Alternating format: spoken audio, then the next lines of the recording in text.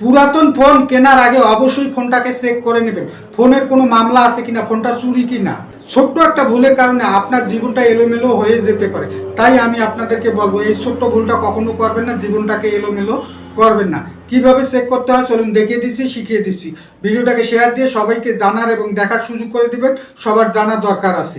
Check করার জন্য শুরুতে যাবেন ডায়াল প্যাডে, ওখানে টাইপ করবেন *#06# দিয়ে ডায়াল করবেন। নাম্বার কপি করে নেবেন, IMEI নাম্বারটাকে কপি করে নেবেন না, তারপর এখান থেকে সম্পূর্ণ বের হয়ে যাবে। এখান থেকে আপনারা যে কোনো একটা ব্রাউজারে যাবেন, সবচেয়ে বেস্ট হলো ক্রোম। আমি আপনাদের ক্রোমে গিয়ে দেখাচ্ছি। সার্চ বারে লিখবেন হলো উইগো কাপ, অফিসিয়াল যে ওয়েবসাইট আসবে সেই ওয়েবসাইটে ট্যাপ করবেন, থেকে এই যে দেখতে পাবেন আবারও সার্চ বারে, এই সার্চ বারে যাবেন। সার্চ বারে লিখবেন হলো IMEI লিখে সার্চ করবেন। তারপর এরকম একটা পোস্ট আসবে, এই পোস্টের টাইটেলের উপর ট্যাপ করুন। তারপর আপনারা একটু নিচের দিকে আসবেন, নিচের দিকে আসলে দেখতে পাবেন ফোন চেক, যে নাম্বারটা IMEI নাম্বারটা কপি করে আনলেন সেই নাম্বারটা এখানে বসিয়ে দিবে। তারপরে এই যে দেখতে পাচ্ছেন এখানে চেক লেখা, এই চেক লেখায় ট্যাপ করবেন।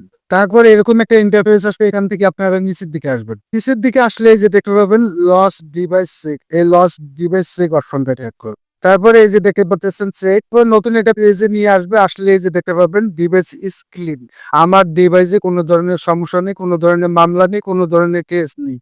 আশা করি বুঝতে পেরেছেন।